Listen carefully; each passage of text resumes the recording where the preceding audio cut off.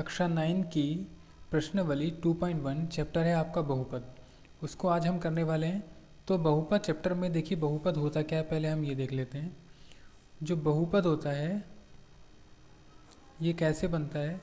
ये बहुपद के अंदर जो होते हैं वो चर होते हैं और अचर होते हैं। ठीक है, अब ये चर और अचर क्या होते हैं। देखिए चर जो होते हैं वो होते हैं जैसे x, y, z, t, ये कुछ भी आप मान सकते हैं, a से लेकर z तक कुछ भी, ये सारे चर होते हैं।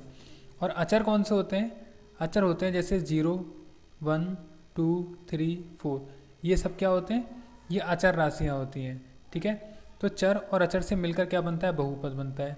अब बहुपद के प्रकार की अगर बात करें तो बहुपद कितने प्रकार का होता है, देखिए यहाँ से बहुपद के प्रकार। तो बहुपद जो होता है मेनली 3 टाइप का होता है। ठीक है, एक होता है एक पदीय, ठीक है, द्विपदी, और एक होता है त्रिपदी। इसमें क्या होता है, देखिए इन तीनों में डिफरेंट क्या होता है ये देख लीजिए। जो एक पदी होता है इसके अंदर केवल एक ही पद होता है, जैसे x² या फिर 5y कह लीजिए या फिर 3x³ कह लीजिए। तो ये क्या होगा, एक पद, यानी कि इसमें केवल एक ही पद होगा। और द्विपदी कौन सा होता है, जिसमें 2 पद होते हैं, जैसे x² + 2 या फिर 2x - 3, ये क्या होगा, इसमें 2 पद हैं इसलिए इसको द्विपदी कहा जाता है। और त्रिपदी जिसमें 3 पद हों, जैसे x³ + x - 3, ये हो जाएगा आपका एक त्रिपदी का उदाहरण। ठीक है, अब इसके बाद आपको लेकर चलते हैं एक्सरसाइज 2.1 पर। तो एक्सरसाइज 2.1 में देखिए क्या कह रहा है, निम्नलिखित व्यंजकों में कौन कौन एक चर में बहुपद है और कौन कौन नहीं है, कारण के साथ अपने उत्तर दीजिए। ठीक है, तो इसमें देखिए पहला क्वेश्चन आपसे क्या कह रहा है यहाँ पर। देखिए पहला है आपका, पहले का पहला है आपके पास 4x² - 3x + 7। ठीक है, आपको बताना है ये जो है, कारण के साथ बताना है कि ये जो है एक चर में बहुपद है या नहीं है। अब चर कौन से होते हैं, जैसे कि आपके सामने यहाँ पर मैंने ये बताया था, चर कौन से होते हैं जिसमें x, y, z या t होते हैं। तो यहाँ पर अगर चर की बात करें तो चर क्या है, x। ठीक है, तो यहाँ पर लिख देंगे, यहाँ केवल एक चर x है, इसलिए यह एक चर में बहुपद है। ठीक है, ये क्या होगा, एक चर में बहुपद हो जाएगा। ऐसे ही आपको सेकंड बोल रखा है यहाँ पर y² + √2। ठीक है, तो यहाँ पर चर क्या है, यहाँ पर चर केवल y है, तो यहाँ भी आप लिख देंगे, यहाँ केवल एक चर y है, इसलिए यह एक चर में बहुपद है। ठीक है, इस तरीके से आपके 2 पार्ट्स कंप्लीट होंगे। ऐसे ही थर्ड पार्ट में आपसे कह रहा है यहाँ 3√t + t√2। ठीक है, अब यहाँ पर आपको एक बात समझनी है। देखिए इसका मतलब ये है 3 × t की पावर, अंडर रूट अगर चढ़ा होता है तो t की पावर कितनी होती है, 1/2 होती है। ठीक है, तो इसकी पावर है 1/2। ऐसे ही प्लस t√2। अब यहाँ पर बात करें तो ये जो चर आ रहा है, ठीक है, चर तो एक ही है लेकिन पावर कितनी है, 1/2 है। तो यह एक चर में बहुपद होगा या नहीं होगा, ये कैसे पता लगेगा। देखिए इसमें जो चर है, चर क्या है, देखिए यहाँ लिखेंगे, यहाँ चर t है और जिसकी घात 1/2 है, अतः यह बहुपद नहीं है। देखिए ये बहुपद क्यों नहीं होगा, क्योंकि यहाँ जो आपका चर है उसकी घात जो होनी चाहिए वो एक पूर्ण संख्या होनी चाहिए, और यहाँ 1/2 पूर्ण संख्या नहीं है, इसलिए ये पूरा जो पद है ये एक बहुपद नहीं है। जब बहुपद नहीं है तो हम ये बता ही नहीं सकते कि एक चर में या 2 चर में, ये बहुपद नहीं है। ठीक है, यहाँ पर फोर्थ वाला देखिए, फोर्थ कह रहा है y + 2/y।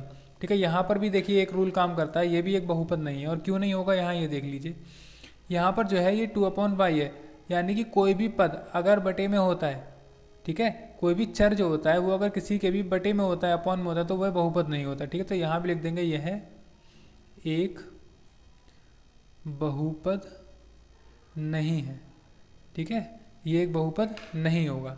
इसके बाद देखिए आपका फिफ्थ वाला क्वेश्चन, x की पावर है 10 प्लस y की पावर 3 और प्लस t की पावर 50। इसमें आपसे कह रहा है कि आप बताइए ये एक चर में बहुपद है या नहीं है। तो यहाँ चर देखिए, यहाँ चर x y t है, ठीक है, अतः यह 3 चर में बहुपद है। और बस ये लिख देंगे, इसमें क्या है, ये 3 चर में बहुपद है और यह एक चर में बहुपद नहीं है। यहाँ कितने चर हैं, यहाँ 3 चर हैं, x y और z, इसलिए ये क्या होगा, 3 चर में बहुपद होगा, एक चर में बहुपद नहीं होगा, ठीक है। तो आपका फर्स्ट क्वेश्चन कंप्लीट। इसके बाद देख लेते हैं सेकंड क्वेश्चन में आपसे क्या कह रहा है। देखिए सेकंड में आपसे कह रहा है निम्नलिखित में से प्रत्येक में एक्स स्क्वायर का गुणांक लिखिए, ठीक है। गुणांक लिखना यानी कोफिशिएंट आपको लिखना है। तो इसके लिए आप क्या करेंगे, देखिए यहाँ पर बता देता हूँ आपको, जो आपका है क्वेश्चन नंबर 2। देखिए क्वेश्चन नंबर है आपका 2। इसमें आपसे कह रहा है, पहला है 2 plus x square plus x. आपको बताना है यहाँ पर कि एक्स स्क्वायर का गुणांक, ठीक है। तो देखिए एक्स स्क्वायर का गुणांक, अब इसका मतलब क्या होता है, जहाँ भी एक्स स्क्वायर वाली टर्म आ रही है, देखिए ये आ रही है, तो इसकी गुणा में क्या है, इसके साथ जहाँ कुछ भी नहीं होता वहाँ क्या होता है, एक होता है, ठीक है। तो एक एक्स स्क्वायर है, इसका मतलब एक्स स्क्वायर के जो गुणा में है गुणांक वो कितना है, 1। तो यहाँ लिख देंगे आप एक्स स्क्वायर का गुणांक बराबर 1, ठीक है, ये आपका उत्तर हो जाएगा। सेकंड देखिए, सेकंड है आपके पास 2 माइनस एक्स स्क्वायर और प्लस एक्स की पावर 3। यहाँ भी आपको एक्स स्क्वायर का गुणांक बताना है, तो आप लिख देंगे एक्स स्क्वायर का गुणांक बराबर, देखिए एक्स स्क्वायर ये है, इसके साथ क्या है, देखिए जैसे यहाँ पर एक्स स्क्वायर के साथ कितना था 1, तो यहाँ भी एक्स स्क्वायर के साथ कितना होगा, 1 होगा, बट यहाँ पे माइनस में है, ठीक है। तो एक्स स्क्वायर का गुणांक क्या हो जाएगा, माइनस का 1 हो जाएगा, ठीक है। इसके बाद देखिए थर्ड में है pi upon 2 x square plus x, और फोर्थ पार्ट में है अंडर रूट 2x माइनस 1, ठीक है। अब देखिए यहाँ पर आपको बताना है एक्स स्क्वायर का गुणांक, एक्स स्क्वायर का गुणांक बताइए मुझे एक्स स्क्वायर के साथ क्या है। देखिए एक्स स्क्वायर ये है, इसके साथ क्या है गुणा में, पाई अपॉन 2, तो एक्स स्क्वायर का गुणांक क्या हो जाएगा, पाई अपॉन 2 हो जाएगा। ऐसे रूट 2x माइनस 1, यहाँ एक्स स्क्वायर वाली टर्म ही नहीं है, तो यहाँ पर आप लिख देंगे एक्स स्क्वायर का गुणांक बराबर 0, यहाँ पर 0 हो जाएगा, ठीक है। इसके बाद देखेंगे हम क्वेश्चन नंबर 3 में। देखिए 3 और इजी है, आपसे कह रहा है 35 घात के द्विपद का और 100 घात के एक पदी का एक एक उदाहरण दीजिए। देखिए बेटा आपसे कह रहा है, यहाँ पर कह रहा है कि 35 घात के द्विपद की बात कर रहे हैं तो 2 पद ले लेते हैं, x प्लस 2, 2 पद हो गए, लेकिन कह रहा है कि 35 घात का द्विपद होना चाहिए, तो इसकी पावर कितनी लगा देंगे हम, 35, ठीक है, और ये आपका आंसर हो जाएगा। सेकंड आपसे क्या कह रहा है, ये तो ए पार्ट हो गया। सेकंड आपसे कह रहा है बी पार्ट में, कह रहा है 100 घात के एक पदी का, देखिए x लिख दीजिए यहाँ पर, इसकी पावर लगा दीजिए 100, और इसके साथ गुणा में कितना भी ले सकते हैं, 3 ले सकते हैं, 5 या जो भी लेना है, तो ये आपका आंसर जाएगा क्वेश्चन नंबर 3 का, ठीक। नेक्स्ट है क्वेश्चन नंबर 4। क्वेश्चन नंबर 4 में आपसे क्या कह रहा है, यहाँ पर निम्नलिखित बहुपदों में से प्रत्येक बहुपद की घात लिखिए।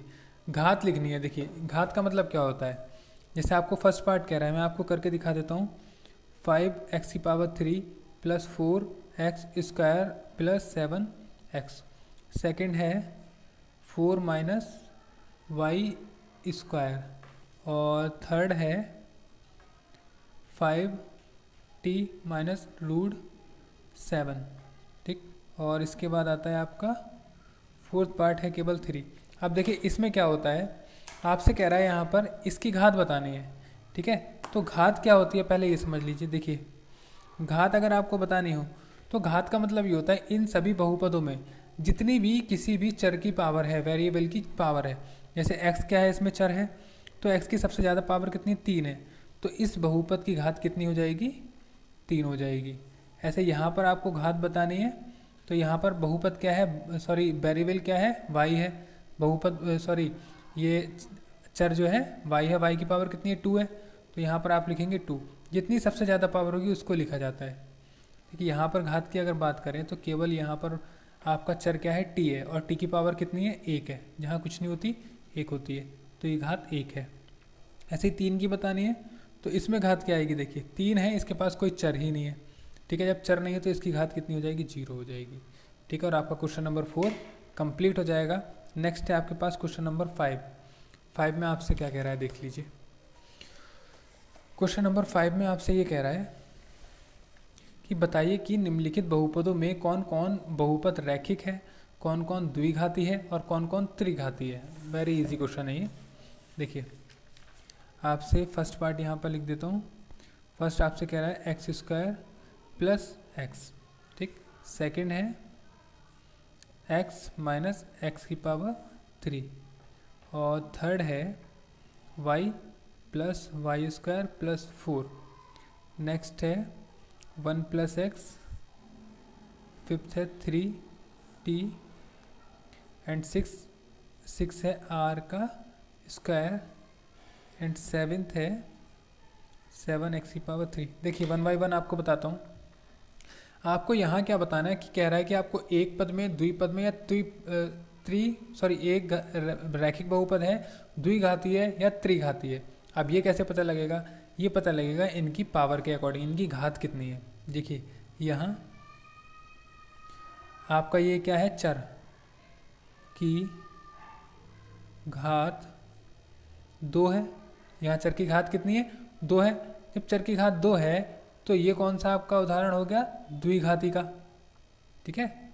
आपका ये हो गया, अतः इसलिए यह है द्विघाती है, ठीक है। ये क्या हो गया, द्विघाती बहुपद हो गया। नेक्स्ट है एक्स माइनस एक्स की पावर 3, तो यहाँ पर घात कितनी है ये बताइए। यहाँ चर की घात 3 है, अतः यह त्रिघाती बहुपद है। ये कौन सा हो जाएगा, त्रिघाती हो जाएगा। ऐसे यहाँ पर अगर बात करें तो यहाँ घात कितनी है, घात है 2, इसलिए यह द्विघाती बहुपद है, ठीक है। ये आंसर हो जाएगा। नेक्स्ट आते हैं 1 प्लस एक्स, ठीक है। यहाँ पर कितनी घात है, देखिए यहाँ चर की घात 1 है, यहाँ चर की घात कितनी है, 1 है। जब 1 है तो ये क्या हो जाएगा, अतः यह रैखिक बहुपद है। जहाँ 1 घात हो वो रैखिक होगा, 2 घात हो द्विघाती होगा, 3 घात हो त्रिघाती होगा। जैसे यहाँ 3t है, ठीक है, तो यहाँ पर आप लिख सकते हैं कि चर की घात बराबर 1, अतः यह रैखिक बहुपद है, ठीक है। यहाँ r की पावर 2 है, ठीक है, यानी कि घात कितनी है, घात है 2, तो ये क्या हो गया आपका द्विघाती बहुपद हो जाएगा, ठीक है। नेक्स्ट आता है 7x की पावर 3, यहाँ पर घात कितनी है, चर की घात बराबर 3, ठीक है, अतः यह त्रिघाती बहुपद है। ये इसकी घातों के आधार पर बहुपदों का विभाजन भी हो गया और आपकी प्रश्नावली भी खत्म हो गई। आई होप आपको पूरी प्रश्नावली अच्छे से समझ में आ गई होगी। अगर आप चैनल पर नए हैं तो चैनल को सब्सक्राइब करें, ठीक है। इसके बाद हम करेंगे एक्सरसाइज 2.2 को, वो होगी आपकी नेक्स्ट वीडियो में, ठीक है। सो चैनल को सब्सक्राइब करके रखें, वीडियो को लाइक करें। Thanks for watching.